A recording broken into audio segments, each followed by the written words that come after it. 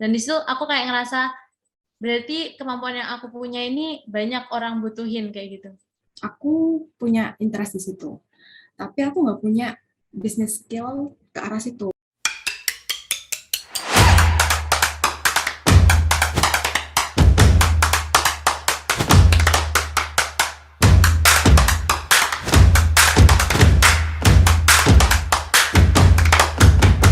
Halo, selamat datang di podcast Ngalor Ngidul. Di episode kali ini kita akan bahas topik kuliah sambil cari cuan.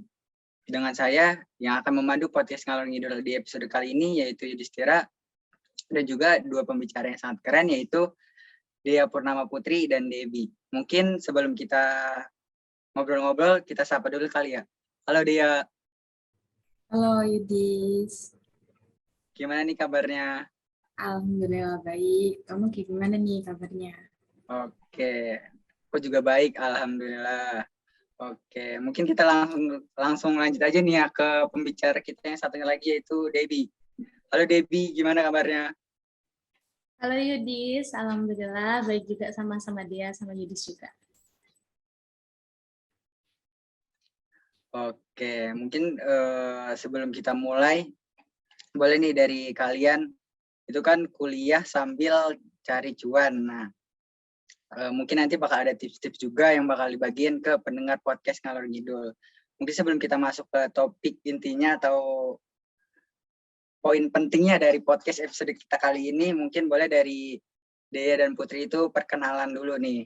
Dari mana dan cuan yang dihasilkan sambil kuliah ini tuh dari apa gitu loh. Mungkin boleh dari Debbie dulu. Oke, sebelumnya kenalin nama aku Debbie. Aku mahasiswa dari Politeknik Perkapalan Negeri Surabaya. Kalau aslinya aku dari Tulungagung. Untuk aku sendiri dapetin cuan itu dari jokiin sih. Mungkin teman-teman nanti bisa lihat sih jokiinnya apa aja. Tentunya banyak, mulai dari MC, moderator, gitu, terus podcaster, dan ada joki-joki kayak teks-teks MC, pidato, dan sebagainya. Banyak banget pokoknya. Oke, wah. Pasti mungkin dari teman-teman pendengar podcast Ngalor Ngidul apa nih jokiin? Joki skripsi kah? Joki apakah? Mungkin bukan joki yang itu guys. Nanti kita dengar selengkapnya. Apa sih jokiin yang itu maksudnya? Kayak mungkin boleh nextnya itu Dea nih. Halo, kenalin aku Dea Purnama Putri, biasa dipanggil Dea. Aku asal dari Tuban dan sekarang aku mahasiswa semester 4 Fakultas Farmasi Universitas Gadjah Mada. Nah, kuliah sambil cari cuan itu di sini aku punya usaha namanya itu Sekotak Sehari. Jadi nanti di Sekotak Sehari itu usaha tentang apa? Intinya tentang makanan, tentang bakery. Uh, Lebih spesifiknya adalah dessert box gitu. Oke, mungkin dari bidang yang menghasilkan cuan ini agak jauh ya dari jurusan-jurusan yang diambil, mulai dari Debbie itu dari teknik perkapalan, usahanya itu bisa dibilang di bidang jasa ya, karena menawarkan jasa jadi MC dan lain-lain. Nah, mungkin kalau misalnya untuk Dea itu di farmasi dari jurusan farmasi UGM, tapi menghasilkan cuannya sambil kuliah itu dengan dagang di bidang makanan gitu ya. Selanjutnya itu aku mau nanya nih, dari kalian kenapa gitu bisa kepikiran dengan bidang-bidang yang kalian jalanin gitu loh, terutama mungkin boleh dari dia dulu nih, kan dia ini dari jurusan farmasi. Kenapa gitu bisa kepikiran mau sambil usaha gitu? Oke, jadi ini cerita tentang awalnya aku punya es kotak sehari gitu ya.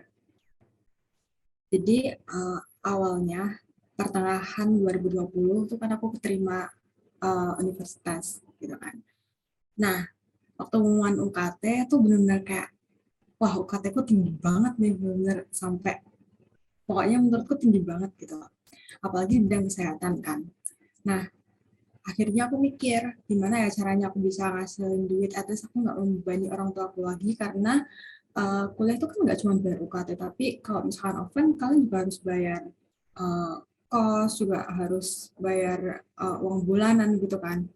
Nah, akhirnya aku mikir apa ya usaha yang cocok buat aku. Awalnya aku sempat pikir di usaha lain, yaitu konveksi. Misalkan aku jual baju atau daster dan lain-lain gitu. Tapi menurutku aku nggak terlalu interest ke sana gitu. Jadi kayak nggak bisa fleksibel sama aku gitu loh. Karena sekali orderan banyak, pasti kita nggak bisa stop gitu kan. Apalagi pakai e-commerce gitu. Akhirnya aku pilih pilih lain. Nah, pas aku scroll YouTube itu, tanpa aku sadar ternyata banyak banget video-video tentang baking yang udah aku lihat gitu. Jadi aku berpikir lah, oh mungkin aku coba di usaha cakery aja. Aku coba bikin 2 dessert box waktu itu di akhir tahun 2020. Benar-benar cuma 2 menu yang nggak pakai oven, karena waktu itu aku nggak punya oven dan nggak punya modal sama sekali. Benar-benar modalku tuh kayak nol gitu, apapun yang di dapur aku bikin gitu.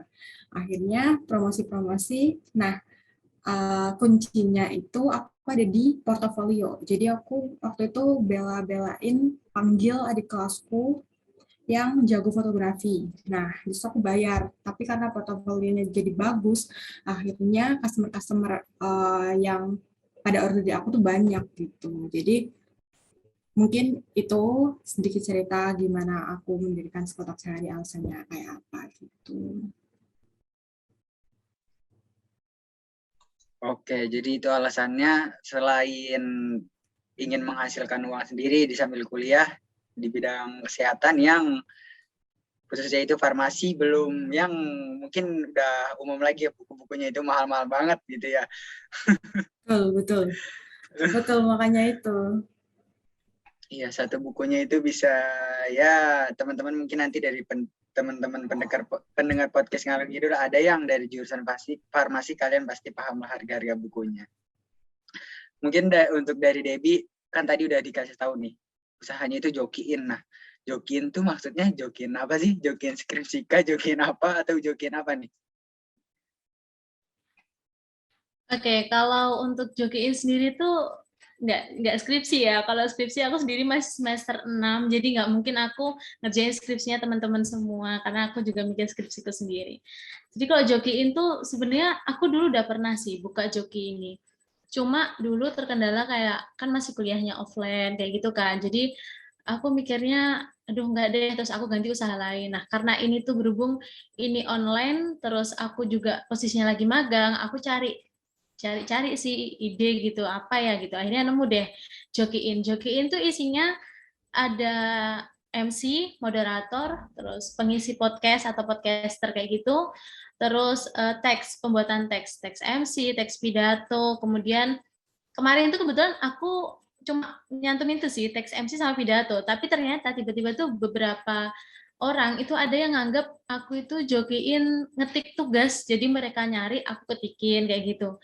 Kalau nggak gitu kayak mereka butuh sesuatu yang diketik dan mereka nggak bisa, jadi mereka minta tolongnya ke aku. Jadi sebenarnya aku kemarin juga bingung sih, ini kayak posterku ini mau tak ganti kayak apa ya, soalnya teman-teman tuh persepsinya tuh nggak cuma joki MC sama pidato gitu teksnya, mereka lebih luas lagi. Jadi ya udah deh aku buat aja dan lain-lain, jadi siapapun yang butuh, tapi ini ada kecualinya ya, buat joki inskripsi aku nggak menerima ya teman-teman, karena itu berat banget buat aku kayak gitu sih.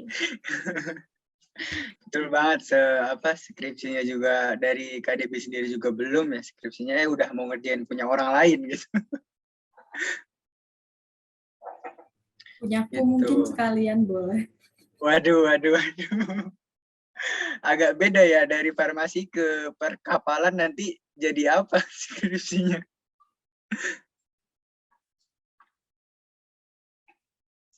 Kayak mungkin tadi kan udah sedikit dikasih tahu nih bidang-bidangnya nih. Dari dia itu di bidang bakery, dari Debbie itu di bidang jokiin, entah itu MC, pidato, dan yang lain-lainnya. Nah, aku mau sedikit bahas. Tadi kan di awal dengan jurusan kalian itu farmasi dengan teknik perkapalan. Nah, kenapa sih kalian itu bisa kepikiran ngambil cari uang tambahan itu di bidang itu gitu? Apa kalian menyukai bidang itu kah atau apa gitu? Sekalian mungkin kalian bisa kasih tips ke teman-teman pendengar podcast itu, kalau misalnya kita mau mulainya itu kita dari mana gitu loh. Gitu sih. Mungkin boleh dari Dea dulu. Oke, ini mungkin pertanyaan lebih ke cara menentukan dan memilih bidang bisnis yang mau kita uh, tekuni gitu ya. Jadi Iya, betul. kalau dari aku gini, uh, setiap orang kan punya kelebihan dan kekurangan gitu kan. Nah, gimana caranya kita lebih melihat ke kelebihan kita instead of kekurangan kita. Jadi dengan begitu lebih banyak potensi-potensi dari dalam diri kita yang bisa kita gali, yang bisa kita apa ya tekuni lagi gitu. Nah, kalau misalkan di apa ya di kalangan kita itu kan banyak banget yang ngomong kalau bisnis itu harus sesuai dengan interest kalian. Menurut aku enggak sih. Enggak 100% betul kalimat tersebut. Karena interest doang tanpa diimbangi dengan bisnis skill di bidang tersebut itu nothing gitu. Enggak ada artinya. Jadi ketika interest dan skill bisnis itu bersatu, itu kalian baru bisa decide, oh aku mau jalanin bisnis ini gitu. Maksudnya gini, kalau misalkan aku mau bisnis di konveksi nih, misal, aku punya interest di situ, tapi aku nggak punya bisnis skill ke arah situ. Misalnya aku nggak punya target pasar yang signifikan, aku nggak punya relasi konveksi atau pabrik konveksi.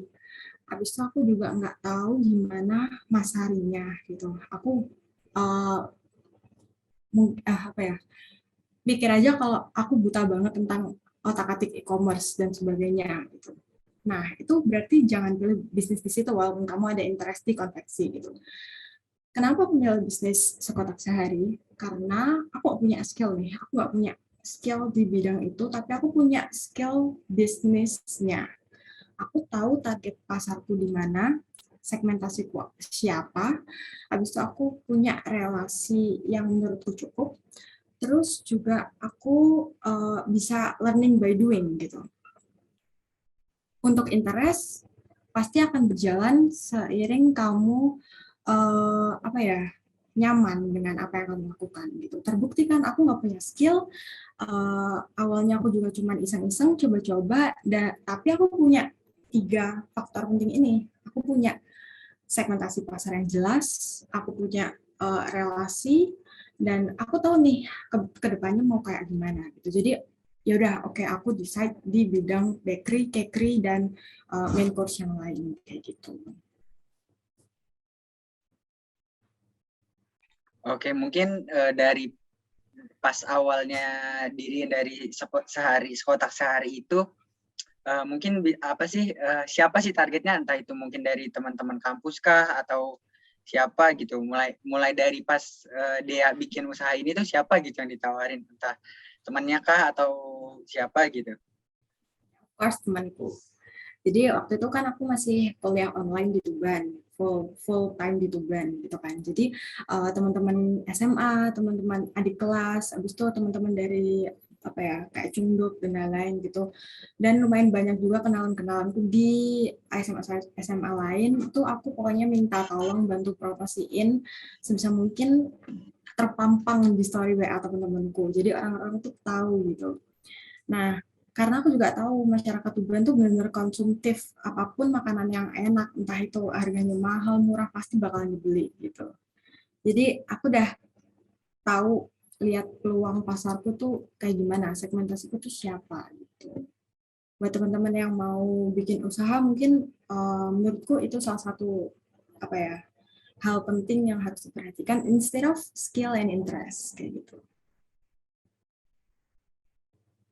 Oke, jadi ditentuin dulu targetnya mau kemana. Kalau misalnya udah sesuai baru gitu, mungkin nanti bisa meluas. Mungkin tadi salah satu teknik marketingnya keren juga nih, minta bantu share gitu, mungkin bisa di share posternya gitu melalui teman-teman gitu kan.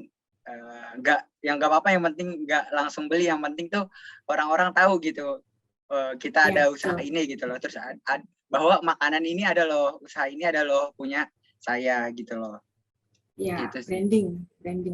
Yap, semacam branding, keren.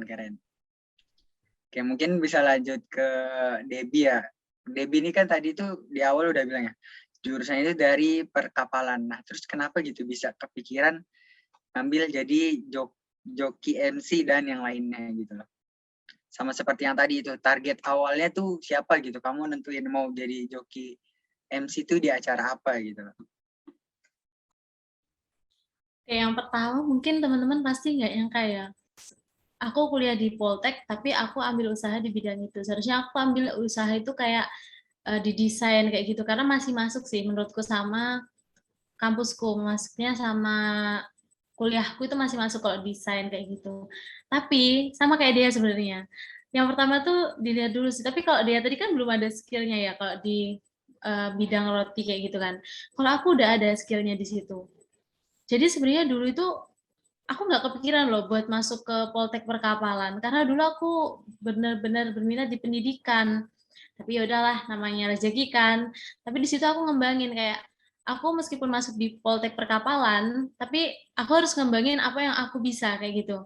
Karena sebenarnya usahaku tuh banyak banget, tapi banyak yang tiba-tiba berhenti, ada kendala atau karena sesuatu lah, ada aja kendalanya kayak gitu. Tapi di sini tuh kayak jokiin tuh bener-bener pas sama aku, sama kemampuanku, sama skillku dari awal kayak gitu. Karena dulu tuh aku pernah pernah ini sih, jadi MC di beberapa acara, itu aku nggak makan biaya. Jadi kayak, ya udah mereka nyuruh aku nge-MC di suatu universitas. Sebenarnya tuh di daerah Tulungagung juga sih. Di situ aku juga nggak, oh biayanya segitu nggak kepikiran, karena aku mikirnya, ya udahlah aku bantu biar orang-orang tuh kenal aku. Karena aku adalah tipe orang yang suka dikenal sama orang banyak, kayak gitu. Terus akhirnya aku tuh kayak sama teman-teman tuh dibilangin, kamu tuh kenapa nggak buat ini aja sih kayak jasa gitu kan, orang kamu bisa MC, kamu bisa ini bisa itu, kenapa nggak dibuat jasa aja. Nah di situ aku kayak mikir, ya juga ya, dari situ kan aku bisa dapet cuan juga, aku bisa dikenal banyak orang kayak gitu. Akhirnya ya udah aku coba. Nah target pertama itu sebenarnya teman-teman aku sendiri sih, teman-teman terutama adik tingkat aku, karena mereka ada beberapa tugas atau kayak kebutuhan mereka untuk buat teks kayak gitu. Di situ aku target pertama. Target keduanya, karena aku dulu itu di SMP sampai SMA itu terkenal pernah lomba pidato, di situ aku mikir pasti dari tahun ke tahun itu mereka pasti ikut lomba gitu, dan siapa tahu kan mereka membutuhkan jasa pembuatan teks kayak gitu. Dan di Jokiin tuh kalau teman-teman lihat di posternya nanti itu ada pelatihan. Aku nyediain pelatihan karena aku udah dapat ilmu dari dari orang-orang Kemenak itu buat gimana cara mereka ngelatih aku dulu kayak gitu. Terus aku dapat dari guru-guru aku gimana mereka ngelatih aku di situ. Nah, dari situ aku kayak buka pelatihan di mana mereka free banget buat latihan sama aku. Pertamanya sih, terus awalnya, terus akhirnya aku buka Jokiin ini aku kasih fee gitu karena aku ngerasa ini jasa aku gitu, ini jasa aku dan mereka butuh, otomatis kan mereka harus usaha gimana caranya kayak gitu. Nah terus kalau untuk targetnya itu tadi sih sebenarnya teman-teman aku sama adik tingkat aku, terutama anak-anak SMP, SMA kayak gitu. Kemarin juga gitu, aku belum buka Jokiin sih, cuma mikir aja kalau mau buka ini. Terus dari guruku SMP itu nyuruh aku buat ngelatih anak SMP yang mau lomba. Akhirnya ya udah deh aku jalanin tanpa aku ngasih fee, karena aku nggak kepikiran, karena aku mikirnya aku dulu dilatih di situ sampai bisa, sampai aku juara, sampai aku punya nama gitu di Jawa Timur lah istilahnya, mereka-mereka yang tahu pasti tahu aku. Nah di situ aku kayak ya udah aku bakal ngajarin sampai dia bisa. Ternyata ya alhamdulillah hasilnya baik banget, dia dapat juara juga, dapat nomor. Dan di situ aku kayak ngerasa berarti kemampuan yang aku punya ini banyak orang butuhin kayak gitu. Itu sih kalau buat jokiin sendiri. Oke, mungkin sejauh ini yang paling dicari itu di poin mana nih Kak? Entah di bagian pidato kah, MC kah, atau apa gitu?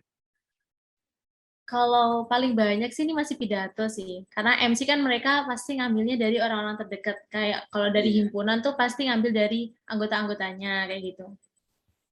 Oke, mungkin boleh nih dari Dea sama Debbie itu ngasih tips gimana sih caranya konsisten, kan pasti kan mungkin dari teman-teman itu mungkin banyak gitu yang udah ada gitu, misalnya ada ngejalanin usaha ini, udah ngerasain uangnya, udah ngerasain cuannya sebulan 2 bulan, wah enak nih, wah enak, terus udah malas, nah terus menghilang gitu, nggak konsisten. Mungkin dari Dea sama Debbie boleh nih ngasih tips dan trik gimana sih caranya itu bisa konsisten gitu sama bidang yang udah kita pilih gitu. Mungkin boleh dari Dea dulu deh. Kalau dari aku, dari awal tuh aku maunya punya bisnis yang sekali aku bikin bakal jadi source of incomeku selamanya gitu. Nah, sebenarnya ini juga ada hubungannya loh sama kuliahku. Jangan dibilang nggak ada hubungannya sama sekali. Jadi kan gini, aku nggak gitu-gitu pintar di bidang kimia, tapi aku masuknya farmasi. Nah, tujuanku apa? Tujuanku aku mau punya apotek dan di ranah regulasi gitu kan. Di samping itu, aku tetap mau punya usaha sampingan yang mana tetap fleksibel sama aku. Nah, sekotak sehari ini jadi salah satu pilihan gitu kan. Jadi gimana caranya kita bisa konsisten adalah uh, lebih ke mindset. Mau kemana usaha yang bakalan kamu bawa ini gitu kan. Mau kalian bawa kemana gitu loh. Maksudnya harus punya visi misi. Misalkan aku 2 tahun lagi aku mau punya outlet di sini. Aku 3 tahun lagi aku harus rekrut karyawan berapa gitu. Kalau misalkan di usaha jasa pun kayak setelah aku lulus kuliah, aku tetap buka ini, aku juga mau rekrut karyawan biar uh, penyaji jasanya ini lebih banyak gitu. Jadi lebih ke mindset sih. Visi misi usaha kalian tuh kayak gimana? Itu harus dipikirin di awal. Nah, kebanyakan kalau dari teman-teman yang udah punya bisnis 1 sampai 2 bulan udah hilang tuh lebih ke apa ya? Pemilihan waktu antara uh, kegiatan wajib kita akademik sama di bisnis atau enggak di bidang organisasi lainnya tuh enggak nggak nggak seimbang gitu loh, kayak porsinya tuh nggak seimbang gitu loh. Jadi yang di bisnis ini lebih lebih dikesampingkan, mungkin seperti itu ya. Atau enggak ada juga yang udah nggak jalan lagi karena satu atau lain hal. Nah, itu harus lebih diperhatikan lagi di awal kita mau buka bisnis apa gitu sih sebenarnya. Karena kalau menurutku once aku buka bisnis, ya udah itu akan jadi source of incomeku selamanya gitu. Oke, nah kalau dari Dea sendiri pernah nggak sih misalnya lagi banyak orderan nih bakery, aduh kayaknya males banget deh, udah capek sama urusan kuliah, tugas, mungkin belum lagi farmasi kan banyak praktiknya, terus kayak apa istirahat dulu ya atau gimana gitu, pernah kepikiran gitu gak? Kalau misalnya pernah tuh gimana cara ngatasin? Wah nggak pernah, berarti memang sudah jelas gitu prospeknya. Mungkin nanti bisa dikenalin kalau emang ada akun Instagramnya biar teman-teman pendengar podcast ngalor ngidul bisa langsung start Instagramnya. Oke. Mungkin bisa dari Debbie nih tadi. Mungkin pertanyaan yang sama dengan dia nih. Gimana tuh Kak? Tips dan trik ya ini. Iya, gimana sih caranya konsisten? Apalagi kan kayak dia ini di bidang jasa gitu yang ya udah jasa kita gitu, misal kita jadi MC, nah itu kan harus mungkin bisa sesuai mood gitu. Kalau misal kita jadi MC, kalau kita juga buat teks, kalau misalkan keadaan kita kurang baik juga pasti output yang dihasilkan juga pasti kan nggak bagus juga atau kurang baik juga gitu atau kurang maksimal gitu sih. Jadi gimana gitu caranya konsisten gitu sama bidang usaha yang udah diambil gitu. Oke, kalau aku yang pertama niat dulu sih. Niat dulu. Tapi banyak sih orang bilang, kalau niat tapi nggak dilakuin ya sama aja bohong gitu kan. Tapi kalau dari aku niat dulu. Kalau kita punya niat, aku pengen buka usaha gitu kan. Aku pengen buka usaha, entah itu usaha A, B, C, aku pengen buka usaha dulu. Diniatin dulu aja sih, diniatin dulu. Kalau udah bener-bener niat, dilihat dulu kemampuan kita tuh cocok nggak sih, kita bisa nggak ngelakuin ini, kayak gitu. Terus yang kedua, baru diusahakan gimana caranya aku bisa buka usaha ini. Mungkin kalau teman-teman dan kayak aku, kayak dia juga kan pengennya usaha yang tanpa modal yang banyak ya kan. Nah itu usaha dulu, gimana sih caranya gitu. Dicari-cari, dikorek-korek gitu. Kan banyak nih kayak sumber-sumber dari internet, dari YouTube itu kan banyak banget kan di podcast-podcast kayak gitu. Dicari dulu, usaha dulu, gimana caranya. Ntar kalau udah usaha, pasti ada titik-titik malesnya sih. Aku juga pernah di titik males kayak gitu. Cuma aku balikin lagi ke belakang. Kemarin aku udah niat loh. Aku udah niat buat aku bisa ngasihin uang, tujuanku biar nggak ngeberatin orang tua aku. Kayak gitu kan. Kalau udah kita kembali ke niat, pasti kita kayak, udah ayo bisa yuk, pasti bisa. Orang kita ngejalanin sekolah dari SD, yang kita ngeluh, nggak pulang-pulang, udah siang, itu bisa sampai kita lulus. SMP, SMA yang beratnya kayak gitu, kita bisa ngelaluin. Bahkan beratnya SBMPTN ya, SBMPTN kita ujian, kita ngeluh, tapi akhirnya kita bisa kan ngelaluinnya. Kenapa kalau kita buka usaha yang kita bisa, apa namanya, kayak disambi, apa ya bahasa Indonesia yang disambi itu? Eh, Apa ya? Iya, Ya cari suka uang itulah ya. tambahan lah pokoknya. Iya. Iya bener. Kayak gitu. Kan kenapa nggak bisa gitu loh. Aku pernah juga kayak gitu teman-teman. Jadi kalau aku malas, aku balikin dulu ke niat aku. Aku dulu udah niat, aku udah coba usaha, aku udah minta tolong ke teman-teman aku. Masa aku mau berhenti di situ aja kayak gitu. Kalau dari aku itu. Oke, jadi sama sih ya dari Dea sama Debbie itu yang penting harus ingat tujuan awal kita tuh memulai apa gitu ya. Jadi jangan sampai kalau misalnya lelah, capek, malas itu pasti ada gitu ya, manusiawi gitu, apalagi seorang mahasiswa gitu ya. Pasti itu ada gitu. Jadi itu wajar, tapi yang paling penting yang harus diingat kalau misalnya itu kalian ngerasain itu semua capek, malas, burnout sama perkuliahan kah, sama tugas kah atau apa, boleh istirahat gitu. Paling yang poin pentingnya istirahat itu satu atau 2 hari gitu. Jangan 1 atau 2 bulan gitu nggak ngejalanin yang apa yang udah kita mulai gitu. Tiba-tiba menghilang aja gitu, nggak jelas. Itu sih. Oke, mungkin itu aja sih dari sesi podcast malam ini.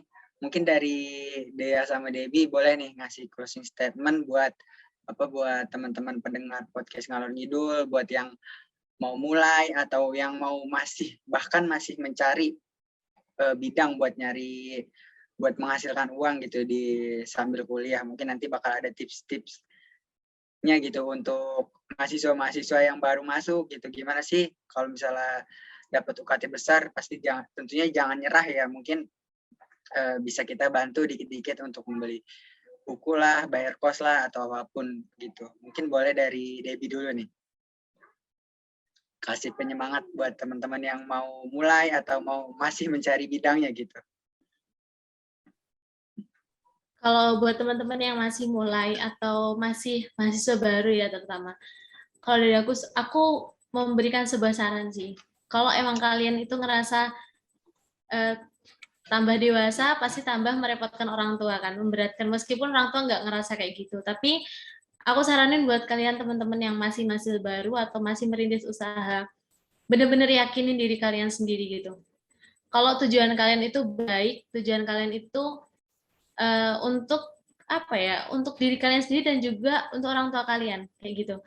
Terus untuk teman-teman yang masih baru, mungkin bisa deh dicoba, dicari dulu minat bakatnya, kemudian cari usaha yang mungkin cocok dengan kalian. Karena menurut aku seorang mahasiswa, kalau semuanya kita nggak berusaha untuk membuat usaha, kayak kurang gitu. Kok cuma jadi mahasiswa kupu-kupu ya, kuliah pulang, itu kayak bener-bener kurang. Apalagi kalau kalian cuma kuliah, ikut organisasi, pulang kayak gitu, itu juga menurut aku masih kurang. Karena kalian nggak ada satu langkah lebih maju dari teman-teman kalian yang mungkin mereka memiliki kebutuhan yang tercukupi lah dari keluarganya, kayak gitu. Terus semangat buat teman-teman semua yang masih merintis usaha. Apapun usaha kalian, itu pasti ada naik turunnya, pasti ada rasa malesnya, pasti ada capeknya. Apalagi kalau pas banyak banget orderannya atau banyak customernya, itu pasti ngerasain capek. Tapi kembali lagi ke niat kalian masing-masing deh. Aku yakin kalian pasti bisa. Sama kayak aku dan Dea, mungkin dulu ngerintisnya juga susah banget. Sampai di titik ini kita kayak yakin untuk nerusin usaha kayak gini. Dan kalau semuanya kalian kalau mau tahu lebih banyak usahaku ya, ini bisa banget tanya-tanya ke aku. Karena sebenarnya aku nggak cuma jokiin aja, aku masih banyak. Aku di bidang kuliner juga pernah, aku di bidang fashion juga pernah. Tapi emang mungkin apa ya namanya, kayak skillku emang di sini gitu. Jadi buat kalian tuh kalau semuanya ngerintis satu usaha, kemudian kalian ngerasa nggak cocok, ya rintis dulu aja deh. Terus kalian cari yang lainnya. Ntar pasti ketemu di mana satu titik yang bener-bener cocok sama skill kalian, sama kebutuhan kalian, sama waktu kalian buat ngebagi antara kuliah, organisasi, keluarga, dan juga bisnis kalian. Kayak gitu dari aku. Oke, mantap. Keren banget nih closing statement dari Debbie. Oke, mungkin tadi kan udah dikasih tahu kalau misalnya mau tahu lebih lanjut boleh dihubungin. Nah, kalau misalnya dari teman-teman mungkin ada yang mau, wah mau ikut lomba pidato nih, mau ngecek teksnya nih, butuh mentor atau apa, nah itu boleh hubunginnya kemana nih? Dari Debbie atau ke Instagram atau kemana? Bisa ngubungin aku lewat DM Instagram. Instagram aku udah nggak aku privat karena aku buka Jogein ini. Bisa ke @debye.vio kayak gitu. Bisa langsung DM aja nggak apa-apa. Oke, jadi buat nanti teman-teman pendengar podcast Ngalor Ngidul boleh langsung dicek Instagramnya atau boleh langsung tanya-tanya tuh teks MC dan pidato dan yang lainnya. Kayak mungkin boleh nih yang terakhir dan penutup juga closing statement dari Dea. Gitu. Ya, mungkin tadi yang udah dibilang sama Debbie itu udah lengkap banget, sama juga saran-sarannya dari aku. Tapi mungkin yang aku lebih mau tambahin adalah buat adik-adik yang masih mahasiswa baru dan berusaha coba buka usaha tuh jangan pernah takut, karena walaupun akademik itu penting, tapi banyak loh sebenarnya potensi-potensi skill dari dalam diri kalian yang harus terus digali gitu, karena kita nggak akan pernah tahu sumber income kalian tuh di mana, terus rezeki kalian itu dari mana aja, dan semakin banyak pintu yang kalian buka maka semakin banyak juga jalan yang dikasih Tuhan buat kalian gitu. Itu aja sih. Oke, makasih buat dia sama Debbie juga nih buat yang udah bersedia jadi pembicara atau sharing-sharing di podcast Ngalor Ngidul pada episode kali ini dengan topik kuliah sambil cari cuan. Semoga sharing-sharing atau menjadi ilmu tambahan buat teman-teman pendengar podcast Ngalor Ngidul. Terima kasih juga buat pendengar podcast Ngalor Ngidul di episode kali ini. Jangan lupa juga kunjungin Instagram kami di @tubanzilenial. Sampai ketemu di episode selanjutnya. Terima kasih.